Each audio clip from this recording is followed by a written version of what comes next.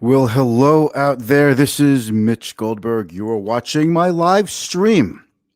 It's called Be the Boss of Your Money because I want you right there, you right there. I want you to be the boss of your money, not your money to be the boss of you.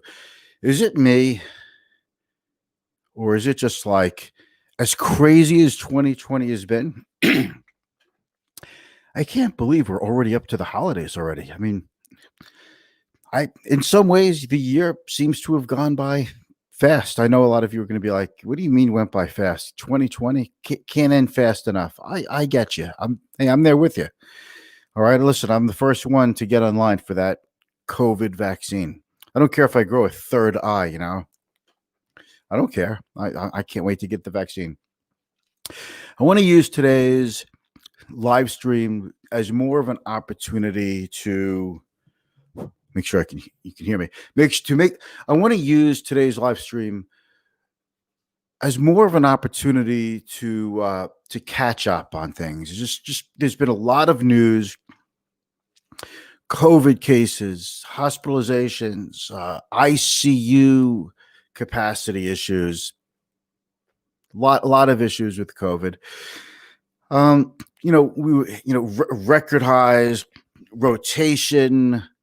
There are so many things going around politics, and there's just so much. There's so much to absorb and keep track of. I was thinking before I did the stream, like all of the things, I really I can't just sit here and write every little thing down just because I've been super busy today. I've had some appointments out of the office, in the office, wearing masks, but it's been just a super busy day. And when it hits 4:30, it's just, I have to go live. It's just, I don't, I actually like just being spontaneous and just talking to you like a conversation. So we're going to catch you up. And we're going to talk about what I expect for the rest of this year, going into next year.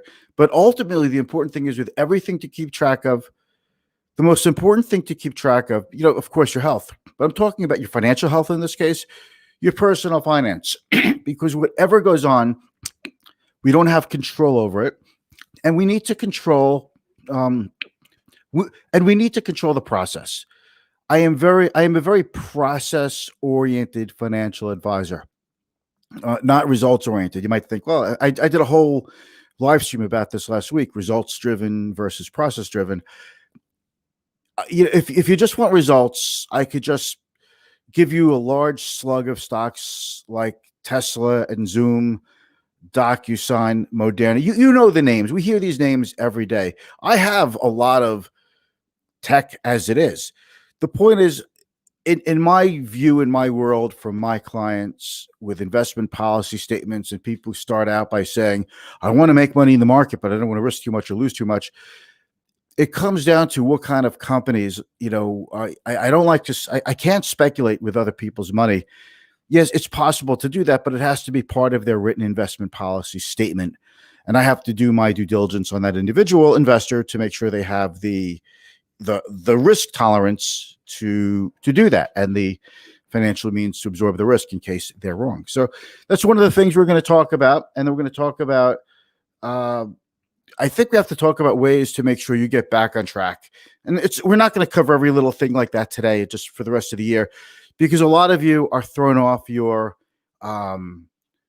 financial planning habits, your goals. Some people lost jobs. Some people dipped into savings. There's something in it for everyone this year. And some of you have actually done better this year because of COVID. So let's get started. I want to welcome you to the live stream. If you're watching in the live stream, hit me right now with your comments, your questions. I can't really ask for comments. If you have any questions, hit me up with your questions. But words of wisdom and encouragement are always appreciated. And if you're watching this in the replay, I'd like to welcome you as well. Hit me up with your questions in the comments, and I will certainly take a look at those. Let's roll the intro, and we're going to get right through this. So let's get to the intro, and stick around. This is going to be good.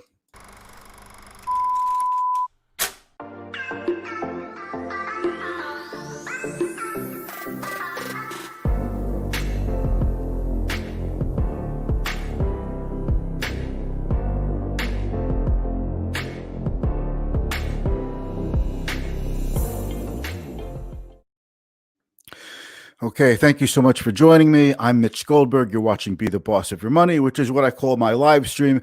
I do this every weekday evening at 4:30 p.m. Monday through Thursday. Okay, so if you have the time, join me. If you want to check us out in the replay, I would love for you to do that. I'd love to answer your questions, build a relationship with you if we don't already have one. And I happen to enjoy this. By the way, when I do this live stream, there are so many benefits personally. The most important benefit is what you get out of it, though, right? But it helps me clarify. Listen, I have conversations with investors every single day at the end of the day. And I just decided, I could really scale it up by having the conversation with you at the end of the day. So I'm talking to you like my friend, my client sitting across from me. I'm lucky I have that kind of business where my clients are my friends are my clients, and you could be one or the other. One is not dependent on the other. Okay. Just want a quick hello out there. Hey Scott, how are you? I like your avatar with the mask. And what else we have here? Decertification. Yes, that is the big word in politics. Decertification, right? Crazy stuff going on. Enough already. So let's get into this. And Judy's out there with the heart. Okay, thank you so much. Love you. Okay, and we've got a couple of people out there watching this. Listen, let me know. Sometimes I can't tell who's watching unless you give it a reaction, or hit me in the comments. Let me know where you're watching from. Hit me with your question. I would love to actually know the name of who's watching out there, so I could give you a shout out, and we could just and so we could talk like a conversation. So first things first. The market is in a seesaw pattern. Okay. And what I mean by that, it's, if you remember the screen that I put up here when I first started, remember this? Here's the starting screen. Okay. Remember that? You see the seesaw, reopening economy in 6 months versus COVID, and the fulcrum is the stock market, which stays in the middle.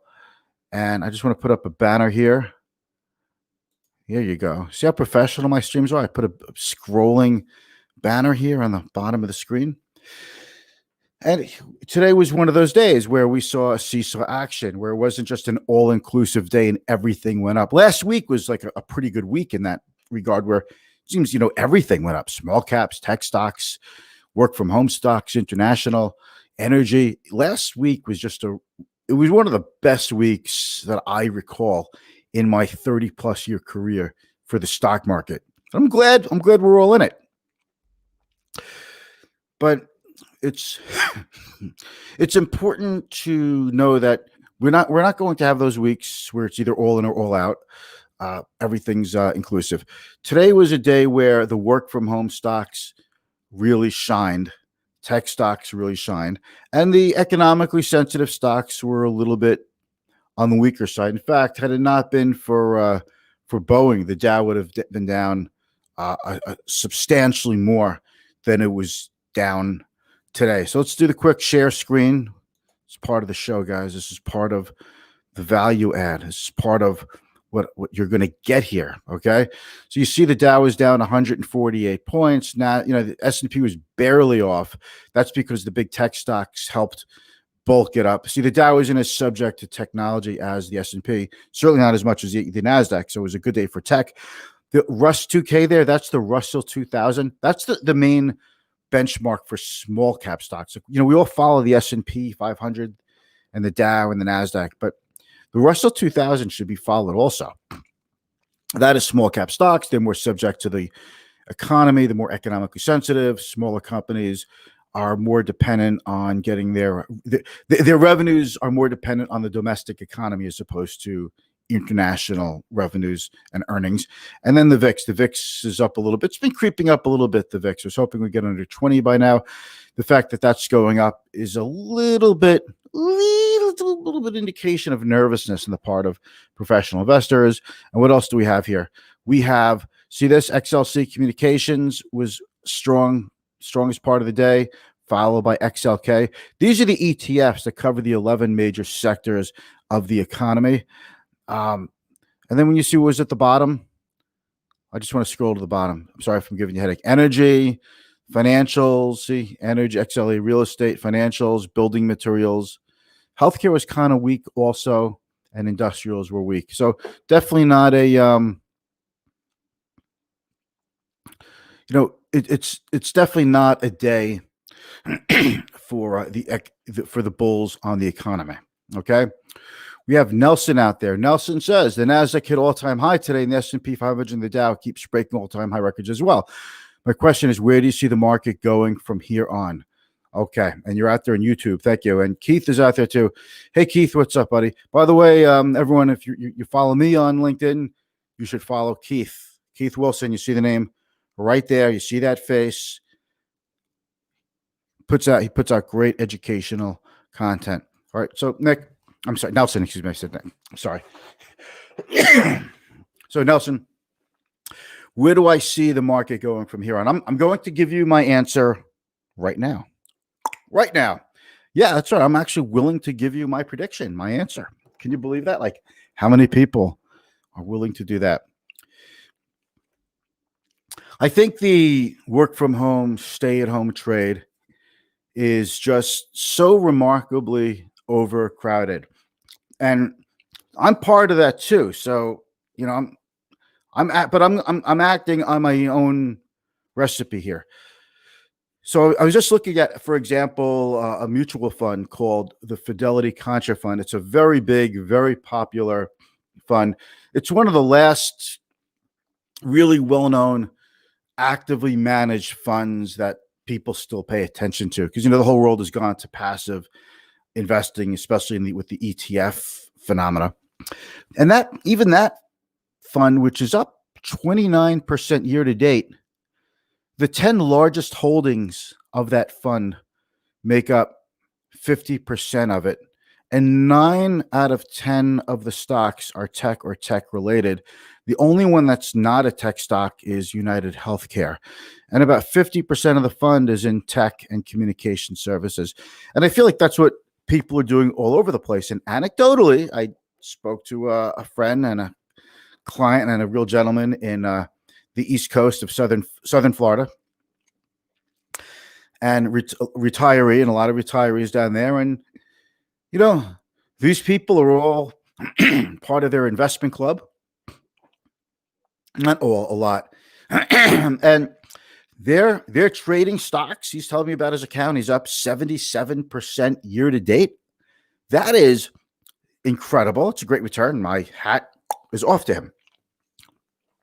But it's gotten to the point where making money in the market it's so easy now. All right. So to get to your question, Nelson, I see possibly maybe a little upside, a little downside, but I don't see much near term. I see more of a seesaw pattern between economically sensitive stocks like industrials, financials, energy, materials, consumer discretionary, and the work from home. And I see that going back and forth without a lot of change in the major average, but the internals will show a lot of seesaw action. And then I expect vaccines coming out, end of Q1, early Q2 next year. I know they'll be out much sooner than that, but they're not going to be out, en masse.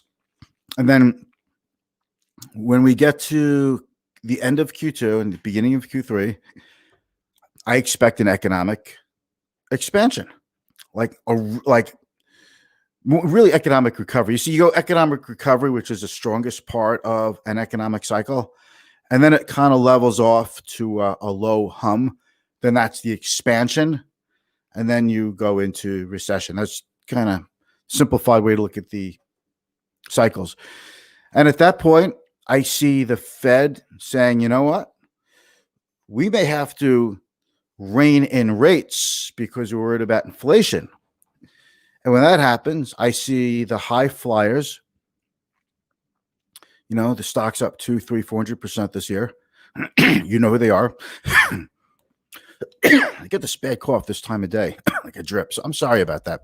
So I see those high flyers going down because the Fed starts to raise rates, and you take stocks with very high multiples to sales go down. I think it hurts those stocks more than it slows the rotation into industrial and international and small cap and gold, because those stocks aren't such a big part of people's portfolios. I think in the S&P 500, energy makes up less than 3% of the total index.